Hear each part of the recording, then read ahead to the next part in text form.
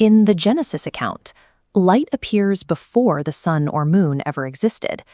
This first act of creation established a division, a consistent boundary between day and night. This separation provided the baseline for a count of days that preceded any physical celestial body. Into this established rhythm, the Creator placed specific Moedim. In Hebrew, a moed translates to an appointed time. These are not optional holidays or human traditions.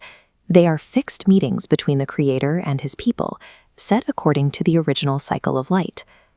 The book of Leviticus identifies these dates explicitly as the feasts of Yahuwah. The text frames them as divine property, commanded gatherings that remain independent of any specific culture or man-made religious system. For an appointment to be kept, the structure of time must be stable. If two parties agree to meet on a specific day, but their methods of counting days differ, the connection is lost. The appointment only works if the calendar remains fixed. When a calendar system drifts, the meeting is missed. The alignment between the heavenly command and earthly obedience breaks, because the two are no longer operating on the same clock. The Enochic scrolls describe the structure of this clock as a 364-day year. This system consists of exactly 52 weeks, divided into 4 equal seasons of 91 days each. At the close of each quarter, a single day is a 7-day weekly cycle. Because 364 is divisible by 7, the weekly cycle remains locked. In this system, the Sabbath consistently falls on the 7th, 14th, 21st, and 28th days of every month. The count never shifts and the dates never change. This stability allows the annual Moedim to drop into the grid with total precision.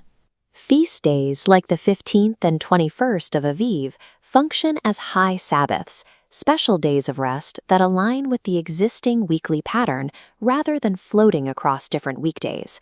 This fixed structure ensures that the rehearsals described in Torah are never displaced. By following a 364-day solar count, the Moedim stay anchored to their specific days and seasons for thousands of years. Contrast this fixed solar count with systems based on the 354-day lunar cycle. When we overlay the lunar year onto the 364-day grid, the structural mismatch becomes immediately visible. A lunar year falls 10 days short of the solar cycle. Without those days, the entire calendar slides backward every year, detaching the feasts from their required seasons. This drift forces the high Sabbaths and Moedim to float. Instead of being anchored to specific weekdays, the appointments move across the calendar, landing on different days every year and obscuring the biblical pattern of rest. Historically, this drift was managed through human intervention. Empires like Babylon and Rome introduced moon sightings and leap year patches to fix the mismatch. They replaced the fixed solar count with observation, estimation, and man-made adjustments, substituting a fixed solar count for human estimation in season. Restoration begins with the 2 primary pillars of the year. The first pillar is the month of Aviv, the beginning of the cycle of redemption, established by the feasts of Passover and unleavened bread. These spring Moedim use physical elements, the bread, the wine, and the lamb, to anchor the concept of redemption. They serve as a yearly rehearsal of a covenantal deliverance that was fulfilled in the spring. 6 months later stands the second pillar, the month of Etanim.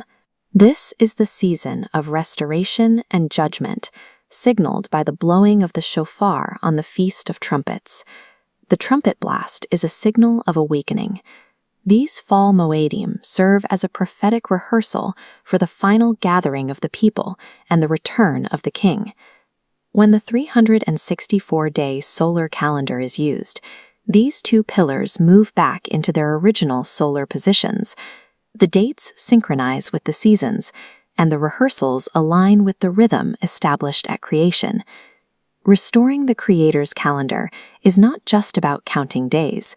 It is about returning to a specific, unshifting rhythm. It ensures we are in the right place at the right time, synchronized with the appointments Yahuwah set from the beginning.